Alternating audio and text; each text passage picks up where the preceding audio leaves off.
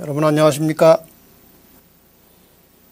종말 시대를 예언한 책 다니엘서 연구, 오늘 5과를 공부하겠습니다. 5과의 제목, 교만에서 겸손으로. 원래 교과의 제목은 자랑에서 겸손으로 되어 있는데 영어 원문이 프라이드입니다. 그런데 프라이드라고 하는 말 속에 자랑, 긍지, 교만 이런 뜻들이 다 들어있기 때문에 자랑에서 겸손보다는 교만에서 겸손이라고 하는 것이 조금 더 나을 것 같습니다. 이번 과는 아주 매우 교만했던 바벨론 왕 느부갓네살이 특이한 경험을 통해서 겸손을 배우고 하나님을 높이고 찬양하게 된 아주 특이한 이야기입니다. 이번 과의 내용을 한마디로 말하면 모든 인간은 하나님 앞에서 겸손하라는 것입니다. 기억절을 한번 보겠습니다. 참으로 크도다 그의 이적이요 참으로 능하도다 그의 놀라운 일이요 그의 나라는 영원한 나라요 그의 통치는 대대에 이르리로다.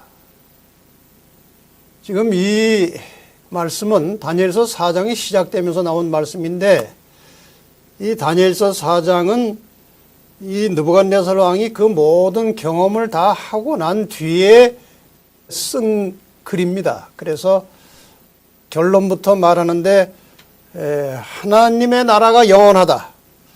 하나님의 통치가 대대에 이를 것이다. 그는 참 능하신 분이다 하고 하나님을 찬양함으로 이 다니엘서 4장이 시작됩니다.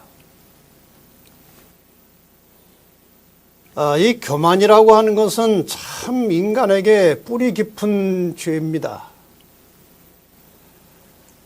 어린 아이도 이 교만심이 있고 나이가 아무리 많이 들어도 이것이 그렇게 뿌리가 뽑히지 않는 참으로 기이한 죄입니다. 제가 인턴 초기에, 목회 인턴 초기에 지방의 어느 한 자그마한 교회에 가서 전도회를 하게 되었습니다. 전도회를 다 마치고 전체 사진을 찍는데 거기 한 5살, 6살 정도 된 아이가 하나 자꾸 왔다 갔다 하고 있었어요. 그랬더니 그 아버지가 아주 장로님인데 엄한 분이에요. 그 아이 이름을 부르면서 야, 저로 가! 그랬어요. 그랬더니 안 가는 겁니다. 끝까지 안 가요. 그래서 강제로 이제 그 아이를 이렇게 데리고 나왔고 사진은 찍었는데 나중에 그 아버지가 물었대요. 이 아이가 평소에 그런 아이가 아닌데 왜 그 아버지 말을 안 들었을까 그 자리에서. 그래서 왜 그러냐고 물었더니 왜 사람 많은 데서 나를 망신을 줬느냐. 그래서 나도 화가 나서 그랬다고 그러더래요. 그 아이에게 자존심이 있었어요. 자존심. 이 자존심은 또 때로는 이 자만심이라고도 합니다. 자만심. 자기 만족. 때로는 자기를 아주 높이는 교만심, 오만한 거, 또 거만한 거, 이런 것들이 다 이 교만이라고 하는 단어 속에서 느껴질 수 있는 어휘들입니다. 도대체 이러한 심리가 어디서 왔느냐 하는 거예요. 이게 루스벨에게도 있었거든요. 또 하와도 하나님과 같이 되고 싶은 마음이 있었거든요. 도대체 이 마음이 범죄하기 전인데 어디서 왔느냐 하는 것입니다. 저도 이 문제에 대해서 생각을 많이 해봤습니다. 도대체 이 교만이라고 하는 이 죄가 어디서 근원이 온 것인가? 답은 못 찾았습니다. 신비한 것입니다. 그래서 제가 나중에 구원을 받아서 하늘에 가서 하나님을 만나게 되면 제일 먼저 하고 싶은 질문이 루스벨의 그 교만심이 왜 어디서 왔느냐 하는 것을 좀 묻고 싶은 것입니다. 그만큼 이것은 참 뿌리 깊은 것이고 신비한 것이에요.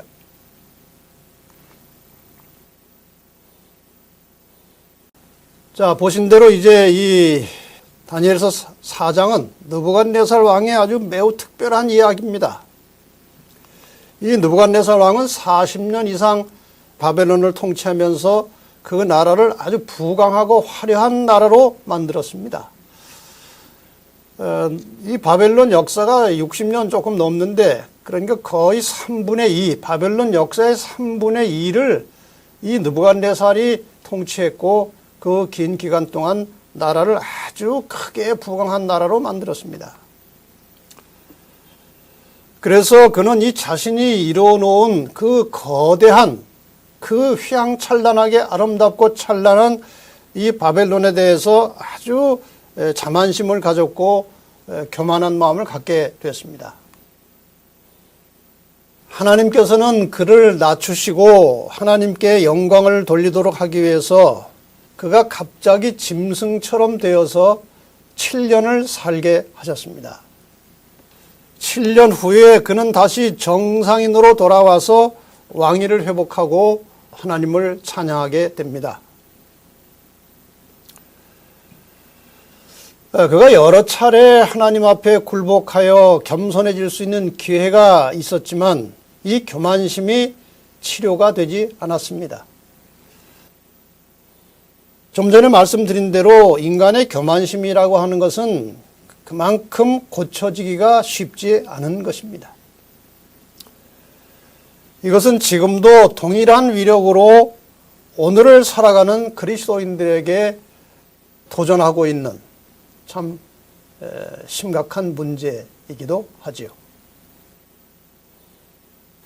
하늘에서 하나님 주변에서 하나님을 시중들던 이 천사장 루스벨도 이 교만심 때문에 하나님께 반역했고 하늘 궁정에서 쫓겨났습니다. 이사야 14장 13절과 14절에 보면은 두로 왕을 비유로 해서 이 루스벨의 마음을 이렇게 표현하고 있습니다. 그 당시 루스벨의 마음이죠. 내가 내 마음에 이르기를 내가 하늘에 올라 하나님의 무별 위에 나의 보좌를 높이리라. 내가 하늘에 올라 나의 보좌를 높이겠다. 내가 북극 지폐의 산 위에 좌정하리라. 가장 높은 구름에 올라 지극히 높은 자 하나님과 비기리라 하도다. 이것이 그 당시 천사장 루스벨의 마음속에 있었던 정신입니다. 결과적으로 그는 하늘로부터 쫓겨났습니다. 이러한 이 교만심, 피조물의 이 교만심에 대해서 오늘 제 5과에서 공부를 하려고 합니다. 일요일 소지 들어가서 제목은 이는 큰 성 바벨론이 아니던가. 좀 전에 말씀드린 대로 다니엘 4장의 이야기는 느부갓네살 왕이 경험했던 지나간 이야기를 왕이 직접 기록해서 백성들에게 전한 내용이죠. 왕이 아주 편안하게 태평 세월을 누리던 어느 날에 꿈을 꾸게 됩니다. 꿈속에 아주 매우 크고 울창한 나무가 갑자기 잘려져 나가고 그 밑둥지, 구루터기만 남게 됐는데 그것들이 짐승들과 어울려 7대를 지난다. 그런데 이 해석을 할 수가 없는 것입니다.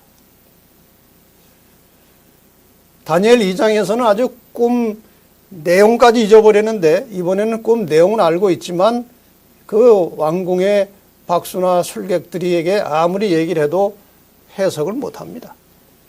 다시 다니엘이 불려와서 다니엘이 그 해석을 해본 결과 이 잘려나간 나무, 그 그루터기는 왕을 상징하는 것인데 언젠가 왕이 7년 동안 짐승처럼 살게 된다는 내용이었습니다.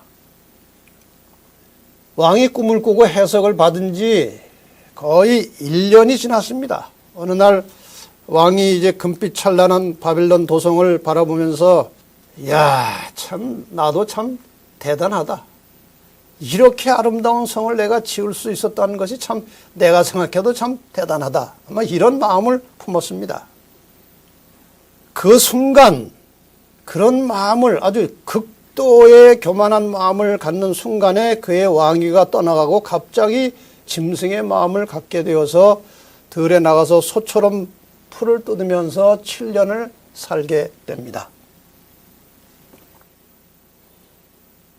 여기 일요일의 소지의 주요 성경절을 보면 이제 바벨론 왕이 어떤 마음을 가졌는지 이제 자기가 그 당시 자기의 마음을 쓴 것이니까 아주 솔직하게 양심적으로 쓴 것입니다. 나 왕이 말하여 이르되 이 큰 바벨론은 내가 능력과 권세로 건설하여 나의 도성으로 삼고 이것으로 내 위엄의 영광을 나타낸 것이 아니냐. 여기 짧은 문장 속에 내가라는 말이 4번이나 나옵니다. 자기가 드러나는 것이죠. 이렇게 자기를 극도로 높이고 있었을 때에 하늘에서 소리가 내려와서 느부갓네살 왕에게 이렇게 전했습니다. 나라의 왕위가 내게서 떠났느니라. 이 말과 함께 느부갓네살은 갑자기 정신에 이상이 왔습니다. 사실 이 바벨론은 고고학 발굴에 의하면 굉장한 성입니다. 잠깐 살펴보시면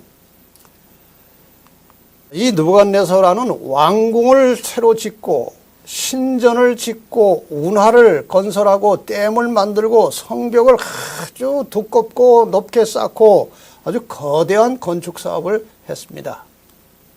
7층 신전탑이라고 불리는 에테메난키, 그리고 세계 7대 불가사의 중에 하나인 공중정원, 이 건축물은 정말 불가사의할 정도로 아주 신비하게 신기하게 멋지게 지어진 건축물이었습니다. 그 바벨론 도성을 둘러싸고 있는 이 성벽도 굉장합니다. 통계마다 조금씩 그 기록마다 차이가 있습니다만은 길이가 17km, 벽 두께가 26m, 두께가 26m니까 그 높이는 비례해서 얼마나 높겠습니까? 높이가 97m라고 되어 있습니다. 참 어마어마한 성입니다. 성벽 위로 마차가 한 3대 정도가 동시에 갈 수 있는 그러한 넓이였습니다. 참 대단한 건축물이죠.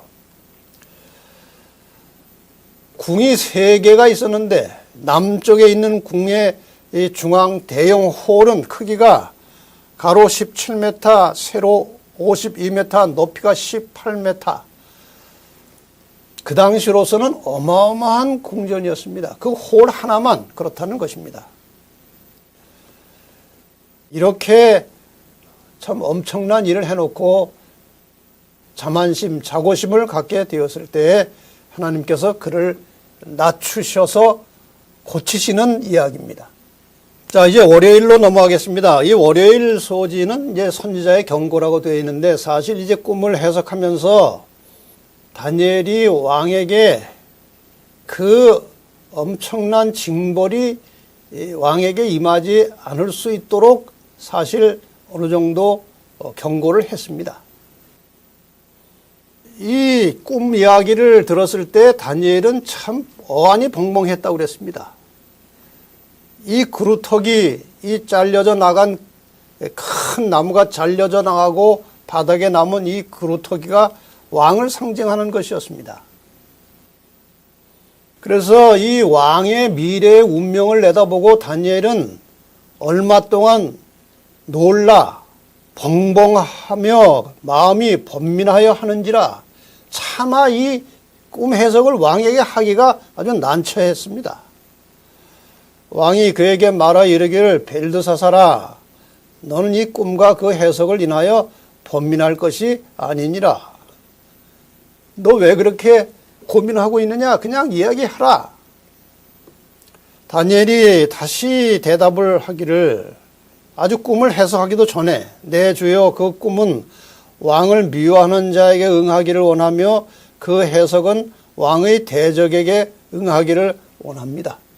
제가 해석은 하겠지만 이것이 왕에게 임하는 것을 저는 솔직히 원치 않습니다만은 솔직하게 말씀을 드릴 수밖에 없습니다. 그런 내용이겠죠. 그래서 이제 꿈 이야기를 다 한 다음에 해석을 다 한 다음에 그런즉 왕이시여 내가 아뢰는 것을 받으시고 제가 지금 드리는 이 조언을 잘 좀 받아주셔서 공의를 행함으로 죄를 사하고 가난한 자를 긍휼히 여김으로 죄악을 사하소서. 그러니까 죄 용서함을 받으라는 것입니다. 공의를 행함으로 또 가난한 자를 긍휼히 여김으로 그동안 왕께서 저지른 죄의 용서를 받으시라 그런 말이죠. 그리하시면 왕의 평안함이 혹시 장구하리이다. 이렇게 해서 이제 꿈 해석도 알려주었고 이 꿈이 왕에게 성취되지 않을 수 있는 길도 가르쳐 준 것입니다. 자, 이 바벨론 왕이 무슨 죄입니까? 어떤 죄를 지었길래 이렇게 참 정말 특이하고 끔찍한 징벌을 받았습니까? 우선 자신을 과시하기 위한 바벨론 도성을 건축하기 위해서 수많은 사람들을 노예처럼 부렸고 많은 사람들이 그 성을 짓다가 다치고 죽었습니다. 그런데 왕은 그 일을 계속했죠. 더 나아가서 그 바벨론 성 건축을 위해서 백성들의 수많은 재산을 세금으로 거둬들였든지 어쨌든 탈취했습니다. 이렇게 백성들의 재산을 탈취하다 보니까 가난하고 헐벗은 자들을 돌아볼 생각도 할 수 없었고 그들을 돌아보지 않고 오히려 멸시했습니다. 나라를 정의롭고 공의롭게 공정하게 다스리지 않고 자기 마음대로 했습니다. 이것이 느부갓네살의 죄였습니다. 여기 영감적인 한 글에 교회 증언 4권에 보면 가난한 자들이 등한시되고 잊히며 차가운 시선과 가혹한 말로 대해지면 죄인은 그분의 성도가 된 인간을 통하여 그리스도를 등한히 하고 있다는 것을 명심해야 한다. 이 번역이 조금 어렵게 됐습니다만은 우리가 가난한 자들을 무시하고 그들을 가혹하게 대하면 이것이 바로 예수 그리스도를 무시하고 예수 그리스도를 가혹하게 대하는 것이라 그 말씀이죠. 우리 구주께서는 당신의 관심을 고통 중에 있는 인간의 관심과 동일시하신다. 그러니까 이 땅에 가난하고 힘들고 어렵고 고통당하는 자들의 마음을 주님이 가지고 계신다는 것입니다. 그래서 그러한 자들을 멸시하고 그러한 자들을 함부로 대하면은 그 고통이 그대로 예수님께 전달된다는 그런 뜻입니다. 느부갓네살이 이러한 일들을 자행했기 때문에 하나님께서 그를 심판하시고 고쳐주셨습니다. 화일 소지로 넘어가겠습니다. 지극히 높으신 자가 다스리시며. 자, 저 그림을 보시면 이제 정확하게 그대로 묘사되지는 않았겠지만 이 왕이 짐승의 마음을 가지고 짐승처럼 행동하며 들에서 풀을 뜯어먹고 사는 장면입니다. 하늘에서 소리가 내려 이르되 내가 사람에게서 쫓겨나서 들짐승과 함께 살면서 소처럼 풀을 먹을 것이요 이와 같이 7대를 지내서 지극히 높으신 이가 사람의 나라를 다스리시며 자기의 뜻대로 그것을 누구에게든지 주시는 줄을 알기까지 이르리라 하더라. 이 교만하고 자만하고 오만한 느부갓네살 왕에게 하나님께서 이러한 징벌을 내리심으로 너의 지위나 권력이 네 스스로 얻은 것이 아니고 하나님께서 주셨다는 사실을 깊이 깨닫도록 그리고 회심하고 정신을 차려서 겸손하게 되도록 하나님께서 이 징벌을 내리셨습니다. 다시 한번 이 느부갓네살이 왜 이렇게 특이한 징벌을 받았는지, 좀 전에는 그의 그 죄가 무엇인지를 소개를 드렸는데, 그러한 죄가 있다고 해서 아무나 다 하나님께서 징벌을 하시지는 않으셨습니다. 역사를 통해서 보면은. 그런데 이 느부갓네살 왕은 하나님께서 지금 특별한 취급을 하고 계시다는 사실을 느끼게 됩니다. 왜 이 느부갓네살이 이러한 특이한 징벌을 받게 되었습니까?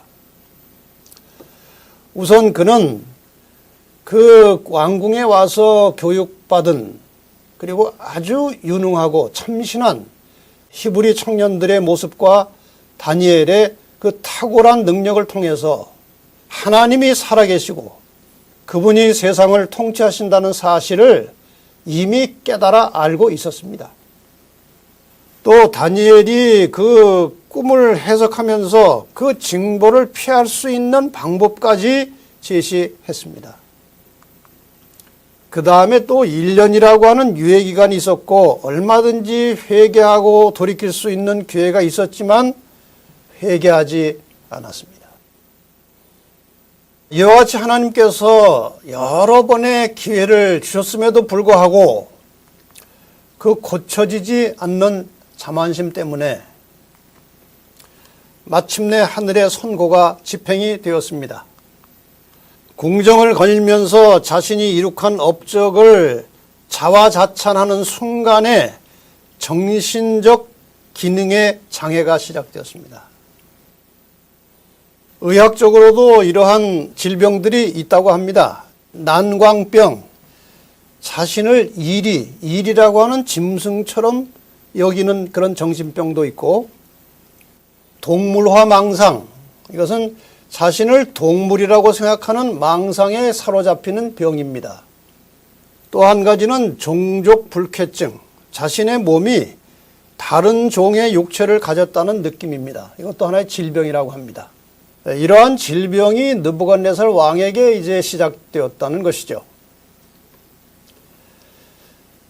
참 신기한 일입니다. 어떻게 이런 일이 있는지. 그런데 신약에서도 교만하다가 갑자기 죽은 왕이 하나 있습니다. 그것이 바로 헤롯입니다. 헤롯도 아주 갑작스럽고 이상하게 죽었어요. 사도행전 12장에 그 이야기가 나옵니다. 헤롯이 나를 택하여 왕복을 입고 왕위에 앉아서 백성들을 효유한데, 그러니까 이 백성들에게 아주 멋진 연설을 지금 했습니다.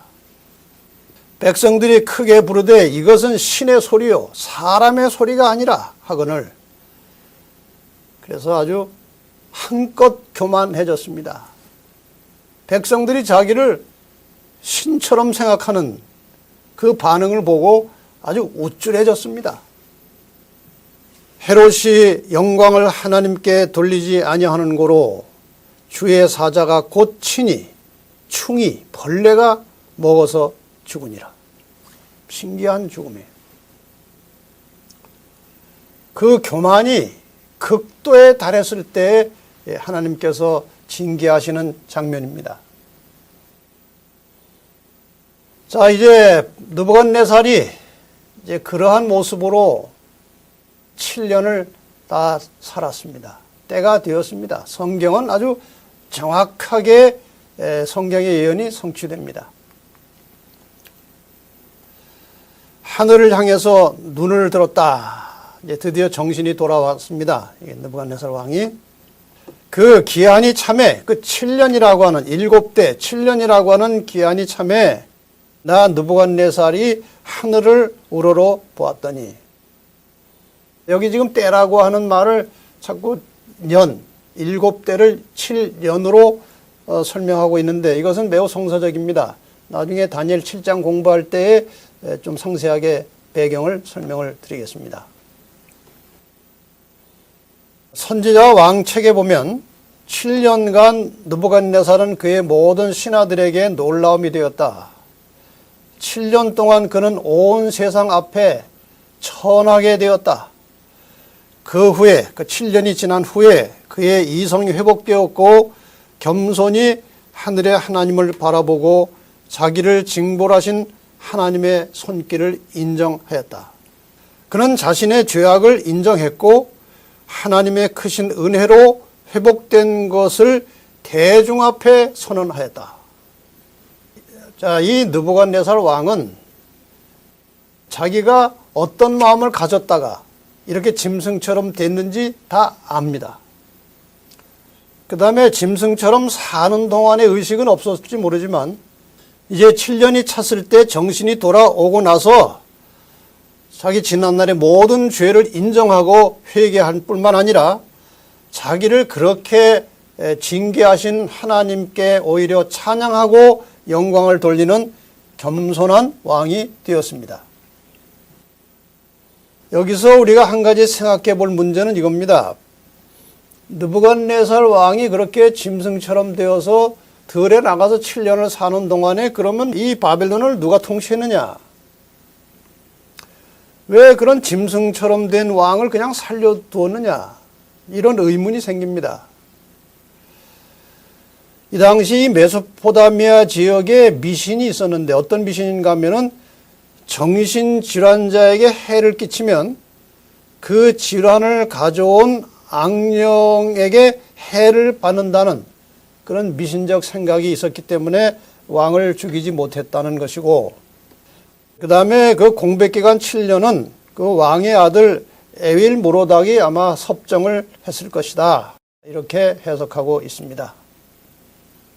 마침내 느부갓네살 왕은 하나님을 깨닫고 겸손을 배울 수 있게 되었는데 사수생입니다. 4번의 기회를 통해서 마침내 겸손을 제대로 배웠다는 것이죠. 다시 한번 복습을 하겠습니다. 정리하겠습니다. 첫 번째 기회는 다니엘과 그 세 친구들이 열흘간 채식을 한 다음에 그 아주 건강하고 아주 윤택이 나는 그 모습을 보고 또 3년간 공부를 시킨 다음에 시험을 해보니까 이 다니엘과 세 친구들이 다른 보통 사람들보다 그 지혜와 지식이 10배나 뛰어났던 그것을 보고 사실 이 느부갓네살 왕은 하나님이 참 위대하신 분이구나. 그것을 깨달았습니다. 두 번째 기회는 다니엘이 하나님의 능력을 통해서 왕이 꾼 꿈의 내용과 해석을 알려주었을 때는 더더욱 놀랐습니다. 자기가 밤에 혼자 꾼 꿈, 다 잊어버렸는데 꿈 내용과 해석을 알려주는 이 다니엘을 보고 과연 하나님이 살아계시구나를 느꼈습니다.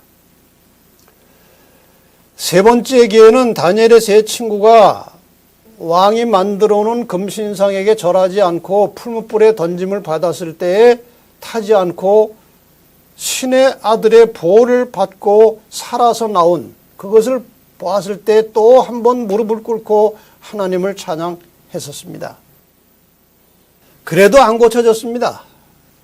네 번째, 이 교만심 때문에 갑자기 왕위를 잃어버리고 7년간 짐승처럼 산 후에야 하나님 앞에 굴복하고 겸손한 왕이 되었습니다. 우리가 이 이야기를 통해서 배워야 될 매우 중요한 교훈이 있습니다. 이런 그림을 잘 보시면 여기 호미가 하나 있고 큰 삽, 세 사람이 이제 힘을 모아서 사용하는 가래라는 것이 있습니다.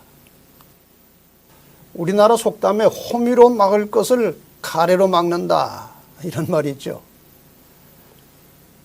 느부갓네살이 첫 번에 이 다니엘과 그 세 친구의 그 탁월한 모습, 하나님의 신이 그들과 함께하는 모습, 최소한도 두 번째 다니엘이 꿈을 해석했을 때 그것을 보고 일찌감치 하나님께 무릎을 꿇었다면 그렇게 처참한 짐승 같은 생활을 하지 않았을 것입니다. 느부갓네살이 처음 한두 번 하나님께서 교훈을 주실 때에 회개하고 하나님께 전적으로 굴복하였더라면 그 네 번째 굴욕적인 시련을 당하지 않았을 것입니다. 오늘 우리도 마찬가지입니다. 우리의 이 나태한 신앙을 바로잡아 주시기 위해서 하나님께서 허락하신 이 초기의 시련을 만났을 때 신속히 회개하고 하나님을 전적으로 의지하는 신앙이 필요합니다. 더 좋은 방법은 시험이 오기 전에 이미 이 말씀을 통해서 우리에게 어떻게 살 것을, 어떻게 할 것을 다 가르쳐 주셨으니까 그대로 신실하게 살면 시험 당할 필요도 없습니다. 그래서 우리의 최선의 신앙은 하나님의 말씀에 기록된 대로 아주 겸손하게 순종하는 믿음으로 그렇게 사는 것입니다. 혹시 시험이 왔을 때 즉시로 하나님께 회개하고 하나님께 능력과 지혜를 구하고 그 시험을 조기에 해결하고 변화되는 것이 그것이 하나님의 뜻입니다. 여기 교회 증언 4권에 나오는 교훈을 한번 다시 정리해 보겠습니다. 이 이야기를 통해서 우리는 첫째, 하나님께서는 당신의 백성을 벌하기를 기뻐하지 아니하신다는 것과 하나님께서 우리를 그렇게 벌하고 싶지 않으십니다. 사실 느부갓네살에 대해서도 그렇게 벌하고 싶지 않으셨지만 너무나 하나님을 거역하고 자만하고 교만하기 때문에 그것을 바로잡고 깨닫게 하시기 위해서 벌을 준 것이죠.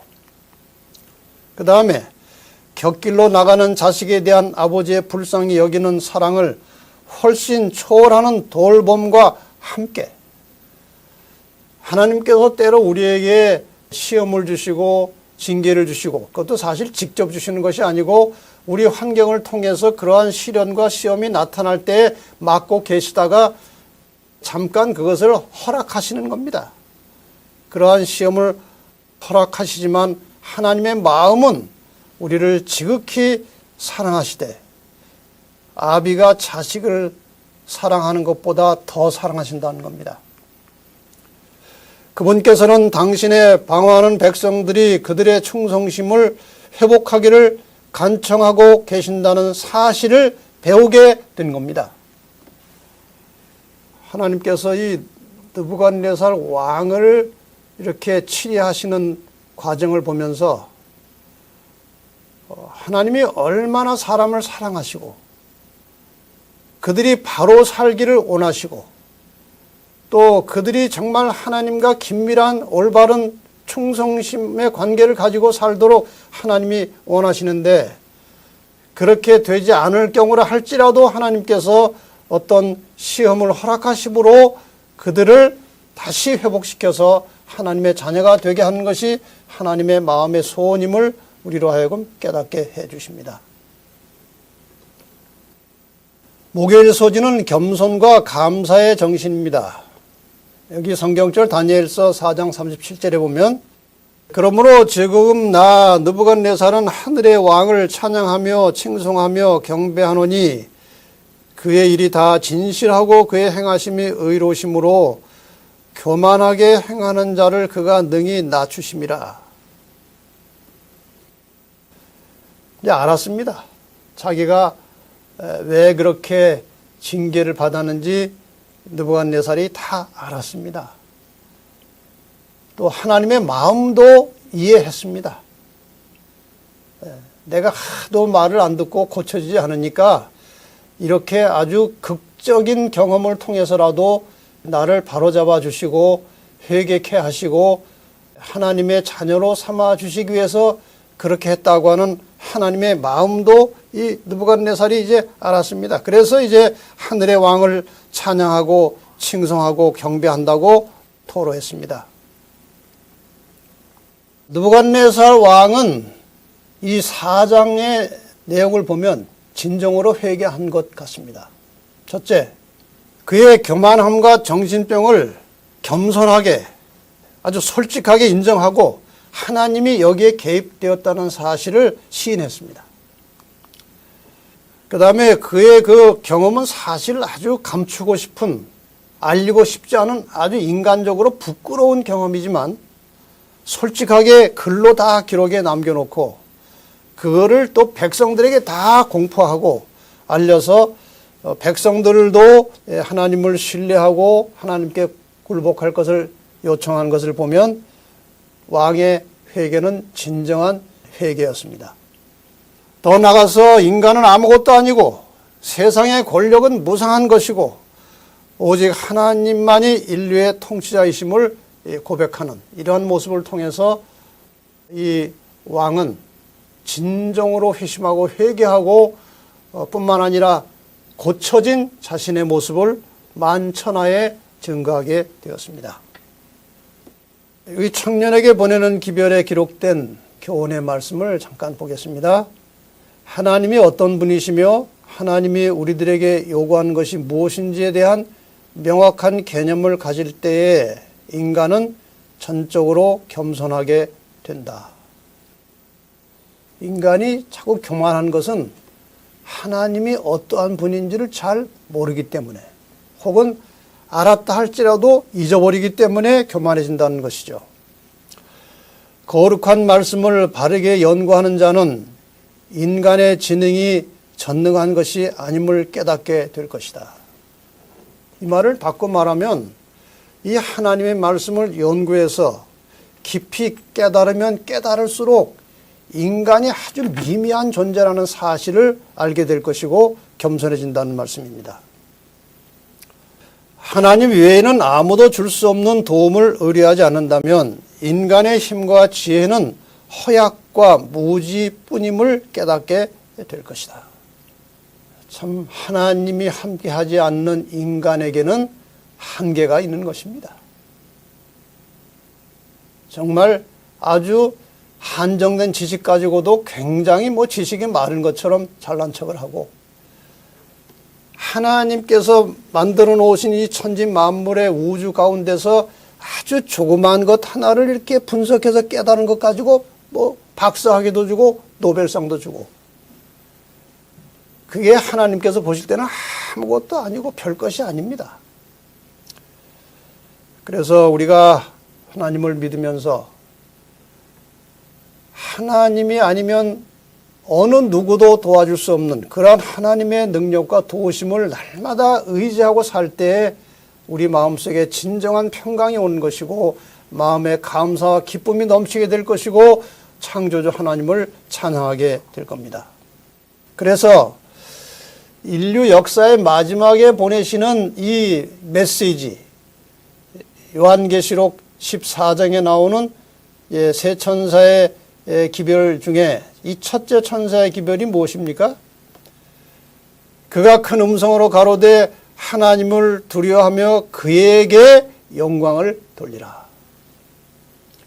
인간이 어떤 일을 성취했든지 간에 그것 가지고 자랑하지 말고 이 모든 천지와 우주 만물을 창조하신 창조주 하나님께 영광을 돌리라는 메시지입니다. 그래서 주님께서 재림하시기 전에 온 인류가 더 나아가서 하나님을 믿고 재림을 기다리는 성도들이 가져야 할 매우 중요한 성품 중에 하나는 겸손입니다. 그리고 하나님께 영광을 돌리는 것입니다. 내가 가지고 있는 것이 무엇이든지 간에 내가 알고 있는 것이 무엇이든지 간에 내가 성취한 것이 무엇이든지 간에 그 모든 것을 가지고 나를 창조하시고 나를 통해서 역사하시고 일하시는 하나님께 영광을 돌리는 것입니다. 이제 마지막으로 더 깊은 연구를 위해서 몇 가지 좀 추가적인 말씀을 드리겠습니다. 여기 초기 문집에 보면 이런 말씀이 있습니다. 만일 교만과 이기심만 버린다면 대부분의 문제들은 5분 내에 해결될 수 있을 것이다. 이 교만과 이기심, 이것이 인간의 모든 죄된 생각과 죄된 행위들을 유발시키는 죄의 뿌리 속에 이 두 가지가 있습니다. 그래서 이 두 가지만 버리면 싸울 일이 아무것도 없습니다. 직원회 하다가 다툴 일이 없습니다. 교회 안에서 분쟁이 있을 것이 없습니다. 교만과 이기심 때문에 그 모든 것들이 나타나는 겁니다. 근데 이 서두에 좀 말씀드린 대로 이 교만심이라고 하는 것이 뿌리가 너무 깊어요. 루스벨부터 시작되었습니다. 루스벨도 자기를 높이고자 하는 교만심이 있었습니다. 그런데 피조물 루스벨은 이렇게 교만했는데 창조주 예수님은 겸손하셨습니다. 그래서 이 땅에 그 높으신 분인데 낮은 자리에 내려오셨어요. 여러분 한번 상상해 보세요. 창조주 하나님이신데 그 예수님이 이 땅에 마구간의 아기로 나오셨습니다. 빌립보 2장 7절 8절에 보면은 그는 원래 하나님이신데 말이에요. 오히려 자기를 비워 종의 형체를 가져 사람들과 같이 되었고 사람의 모양으로 나타나셨음에 자기를 낮추시고, 루스벨은 자기를 높였고 하나님은 자기를 낮추셨습니다. 결과가 무엇입니까? 교만의 결과는 죄와 사망을 가져왔습니다. 이게 교만에 뿌려놓은 씨앗 때문에 이렇게 나타나는 것입니다. 예수님의 겸손은 이 죄가 용서되고 다시 영원한 생명을 얻는 그런 열매를 맺었습니다. 이 교만과 겸손이 이렇게 중요한 것입니다. 근데 참 놀라운 것은 아직 죄의 때가 묻지 않았던 하와도 교만심이 있었다는 거죠. 선악과에 가까이 왔을 때 뱀 속에 사단이 들어가서 하와를 미혹했습니다. 너 하나님이 이 실과 동산 나무 실과 다 먹지 말라 그러더냐? 말이 좀 길어졌습니다. 뭐 다 먹지 말라고 한 게 아니고 이 선악과를 먹지 말라고 한 거예요. 그건 만지지도 말라고 그랬어. 이렇게 대화가 길어지면서 이게 뭔가 이렇게 소통이 되었습니다. 그때 이 사탄이 한 말이 무엇입니까? 너희가 그것을 먹는 날에는, 이 선악과를 먹는 날에는 너희 눈이 밝아져서 하나님과 같이 되어 선악을 알 줄을 하나님이 아심이니라.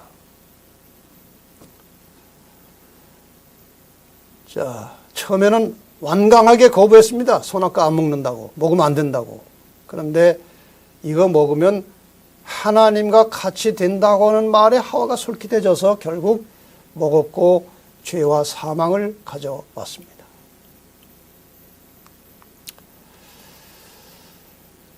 한 번은 예수님의 제자들이 예수님과 함께 이 가버나움이라고 하는 곳에 가고 있었습니다.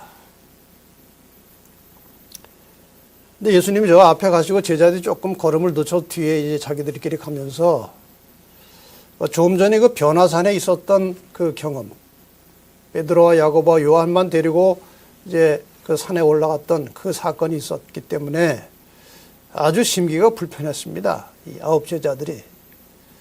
그래서 이제 가버나움으로 가는 도중에 예수님은 좀 앞서가시고 이 제자들이 뒤에서 이런저런 이야기를 했는데 예수님이 다 아시죠. 무슨 얘기하는지. 그래서 이제 가버나움에 도착한 다음에 이제 집에 들어가서 예수님 부르셨습니다. 너희가 노중에서 서로 토론하는 거 뭐냐? 아무 얘기도 안 했어요. 왜? 누가 크냐 하고 쟁론했어요. 누가 높으냐? 너희 세 사람 거기 예수님이 따로 데리고 갔는데 너희들이 뭐가 잘나서 예수님이 거기를 데리고 갔냐? 사전에 뭐 약속이 있었냐?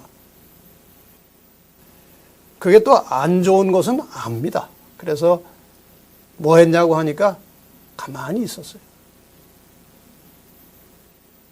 이게 오늘 우리들도 늘 이런 것에 시험을 당하고 있죠. 뭐 예를 들어서 그 연초에 이제 직원 명단이 잘 만들어져 가지고 발표를 했는데 어떻게 컴퓨터에 미스가 나가지고 장로님 이름이 하나 빠진 거예요.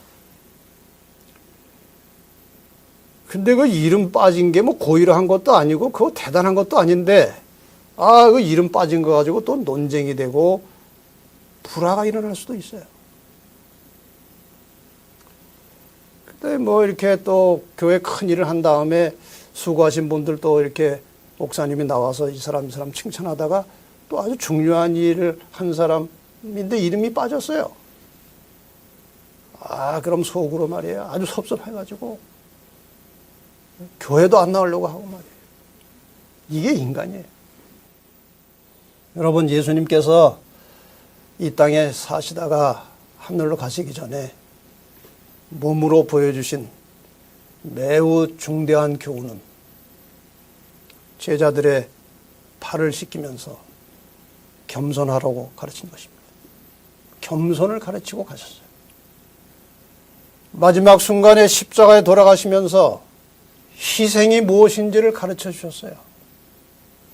여러분, 우리가 그리스도인입니다. 저나 여러분이나 그리스도인입니다.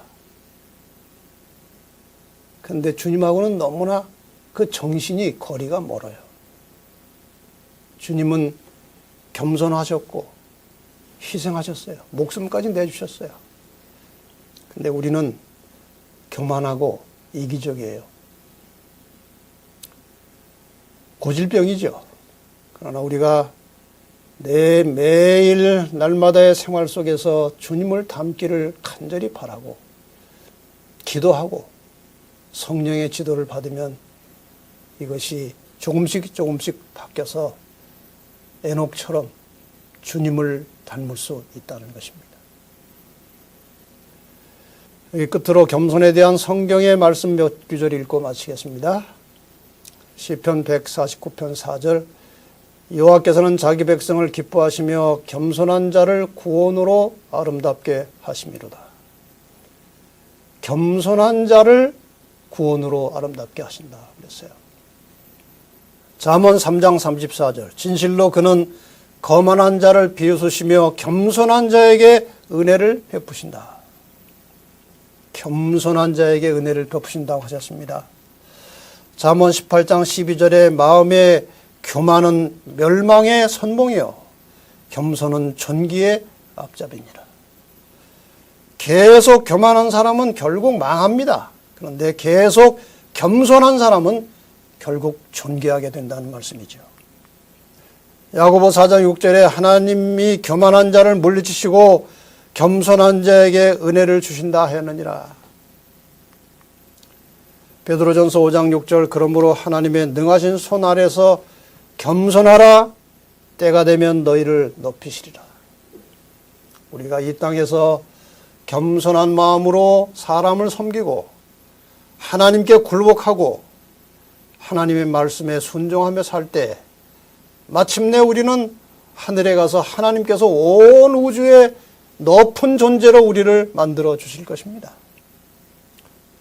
여러분, 그 영광스러운 날을 바라보고 이 땅에서 우리 모두 함께 겸손하게 사신 예수님의 발자취를 따라서 겸손하게 살다가 주님 가신 길을 따르며 살다가 그 겸손하셨던 주님께서 만왕의 왕으로 취임하신 것처럼 겸손하게 살아가던 그리스도인으로서 마침내 하늘의 왕자들이 되시기를, 하늘의 공주들이 되시기를 바라면서 오늘 교과를 마치겠습니다. 감사합니다.